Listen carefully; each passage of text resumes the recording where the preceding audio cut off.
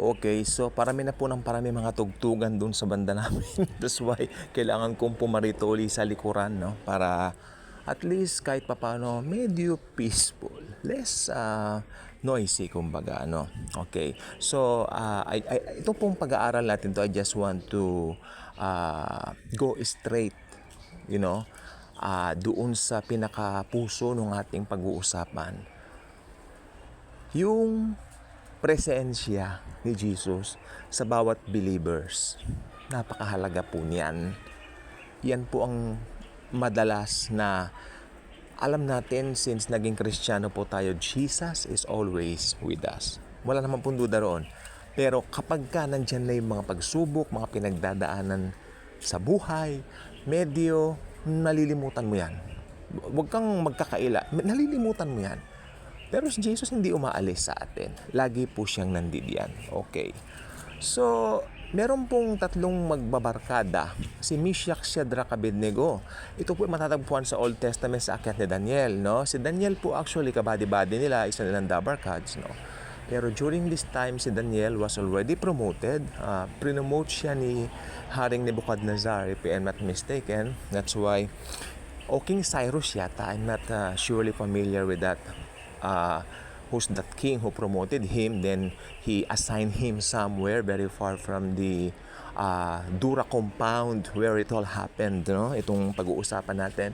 Ito po ay tatlong magkakabarkada, dabarkads, Meshach, Shadrach, Abednego. Ito po mga ito ay may mahigpit. Yan, under the law po ito, don't get me wrong. Ito po ay not under the new covenant of grace as we have as we have right now. Ito po ay talagang matindi. Okay? Sunod ka rito, sunod ka dyan. Sumusunod sa batas ng Panginoong Hesukristo. Kasi under the law sila. Okay, so ito po ang nangyari. Ito pong haring ito na Nebuchadnezzar nga po. Si Nebuchadnezzar natuwa kay Daniel. That's why, of course. It's Nebuchadnezzar who assigned him somewhere. Na-promote na po kasi siya. So, naiwan itong tatlong dabarkads niya. Mga kaibigan niya, kabady-bady niya. Okay, so, sila po ay nakitaan din naman ni Nebuchadnezzar ng tinatawag na katalinuhan, pagiging wise, no? Maabilidad, because the Lord is with them. Ayun po ang pinaka numero unong makikita po natin na main reason why nag-excel sila sa lahat ng kanilang ginagawa. Tandaan po niyo, if you belong to Jesus, mag-excel ka sa lahat ng ginagawa mo. We excel in everything we do. Yes, nandiyan si Taning, kumukontra, gumagawa ng paraan para i-distract tayo, but still, Jesus is still and always be with us. Ayan, okay, so maganda po yan. Okay, nung nakikita ni Nebuchadnezzar that these three young men, mga teenagers po, ay talagang nag-excel, malaki ang paghanga niya sa tatlo. Actually, binigyan niya ito ng kanya-kanyang mga assignments sa kanilang mga nasasakupan niya all that, no? Until one day, itong si Nebuchadnezzar, punong-puno kasi ng pride ang haring ito.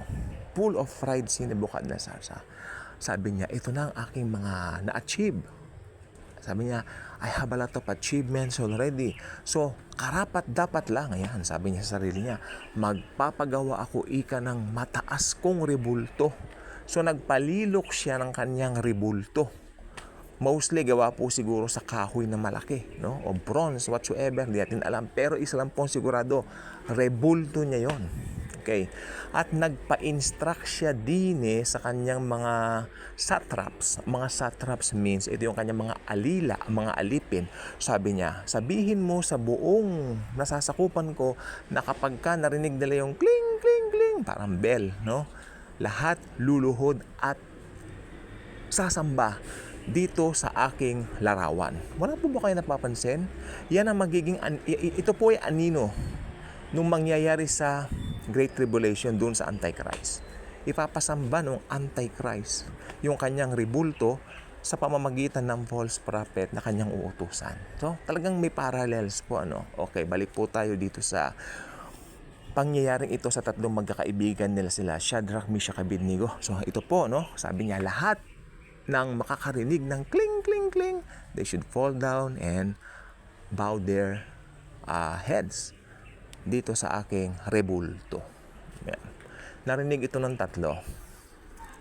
So, sabi nila, kay Jesus lang kami sasamba. No, napakaganda, no? Okay. So, right after that, nag-umpisa na. Kling, kling, kling. Nagluhuran lahat. Yan. May nakita sila. Sandali po, mahal na hari, kanya kay Nebuchadnezzar. I think may nakatayong tatlo, hindi naluhod, hindi sumunod, hindi ka pinasawa, mga pasaway, no? Dinedma ka. Okay. Sino yun? Kanya. Si Shadrach, si Meshach, Abednego. Kanyang ganon. Pumuntahin dito. Punta naman, oh. Bakit kayo hindi lumuhod sa ribultong pinagawa ko? Sabi nung tatlo, sorry, mahal na hari, sa Panginoong Hesukristo lang kami luluhod. Kahit magalit kayo sa amin, kay Jesus lang kami luluhod, sabi niya. Wow, di ba? So anong lesson natin dito? Sa atin, mga Kristiyano, kay Jesus lang tayo sasamba at luluhod. Di ba? Hindi sa mga kung ano-ano diyan. So ayun na nga, nagkalit ngayon itong hari na si Nebuchadnezzar. Kanyang ganon. So ginawa niya, may pugon siya. Alam niyo yung pugon? Pinapainit doon yung mga di ba mga tinapay, yung mga pandesal, pag bumibili tayo doon sa pugon, ito po ay anong tawag dito, idinaraan, no? Ayan. Pasaway. Yan ganon. Itapon sila sa pugon.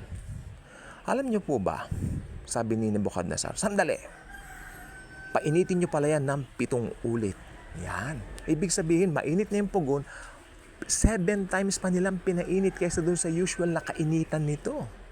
Kaya ang nangyari, nung kukunin na itong tatlo para itapon nga po sila sa pugon, ang nangyari, yung mga magtatapon sa kanila sa pugon, sila ang nangamatay sa sobrang init. Pero yung tatlo, tinapon sila sa loob. Ayan. Sabi ni Nebuchadnezzar, dedo na kayo, tegi na kayo. Kanya.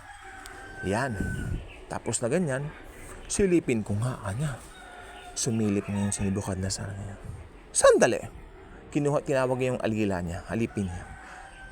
Hindi ba 3 lang na tao ang tinapon natin sa pugon?